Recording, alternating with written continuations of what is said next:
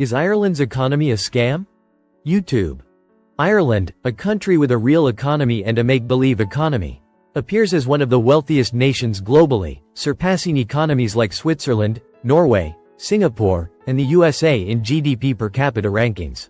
However, Ireland's history has been marked by severe poverty and multiple economic meltdowns.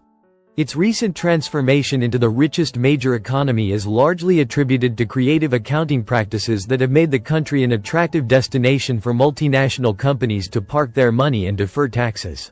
If you find the video you watch useful, we invite you to subscribe to our channel and support us with a donation. Your help is precious to us and will allow us to continue producing quality content for you. You can do it here below, through the appropriate buttons, subscribe, and thanks. This make-believe economy exists alongside a real economy with genuine businesses, working people, and European Union membership. The interaction between these two economies presents a fascinating case study on the advantages and disadvantages of being a safe haven for international business.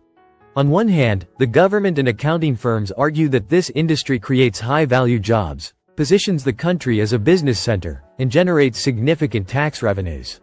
On the other hand, building an economy on an accounting trick is inherently unstable and may hinder the development of real industries. Ireland has used loopholes in international commerce to become one of the richest economies on paper. However, the real economy of Ireland and the tangible benefits for its citizens remain questionable. This video serves as a reminder to make smart financial decisions in our own lives to build wealth and secure our future. In order to understand Ireland's economic journey, we must first look at its history. For most of Ireland's history, it was seen as a nation plagued by disease, starvation, and demanding output. The Great Hunger, a 7-year-long period, resulted in the deaths of 1 million people, making up 11% of the entire population. In the early 20th century, Ireland gained independence, but its economy remained crippled due to a lack of natural resources and ineffective policies. In 1958, Ireland realized that its previous decisions had led to ruin. To change this, the country privatized industries, encouraged foreign investment, and opened up to trade with the industrialized world. Today, Ireland's per capita GDP is one of the highest in the world, and its economic growth is far greater than any of its European counterparts. However, these statistics may not accurately represent the true state of Ireland's economy. Ireland's decision to join the European Economic Community in the 1970s and its incredibly low corporate tax rate have contributed to its economic growth. International companies can set up in Ireland and gain access to the market through a member country that is very accommodating of them. Additionally, the double Irish tax strategy has allowed companies to further reduce their tax liabilities, making Ireland an attractive European haven. However, the European Commission has been working to put an end to these tax schemes. In 2015, the double Irish tax method was discontinued, and the EU began suing companies involved in the alleged scheme. Despite potential benefits from receiving unpaid taxes, Ireland has been resistant to taking this money, as it could negatively impact its relationships with multinational corporations and employment rates.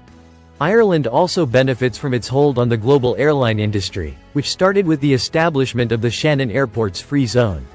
This decision laid the groundwork for modern aviation supremacy, as high tariffs had become commonplace in many countries in the Western world. When looking beyond the paper trail, the Irish situation remains fairly bleak. To address this, Ireland has been making efforts to turn its on-paper value into something more tangible. One of these efforts is the Future Ireland Fund, a sovereign wealth fund that could rise to €100 billion by 2035. However, this decision may strain relationships with the EU and isolate Ireland further. Ireland's tense interactions with the rest of Europe include the global effort to eliminate its legendary 12.5% tax rate in the U.S. Tax Cuts and Jobs Act of 2017, which aimed to incentivize a corporate exodus from Ireland. These battles highlight a major issue with the way geopolitics are handled, as the race to lower taxation is a race to the bottom, ultimately benefiting those who exploit the system. In conclusion, Ireland's economic figures may suggest fabulous wealth, but the country still faces many challenges. The paper tiger illusion does not improve the lives of its citizens, and Ireland must address its real economic issues to achieve genuine prosperity. What was your experience with the topic covered in this video? Tell us about it in the comments, we are curious to know. And if you have any doubts or questions, don't hold back.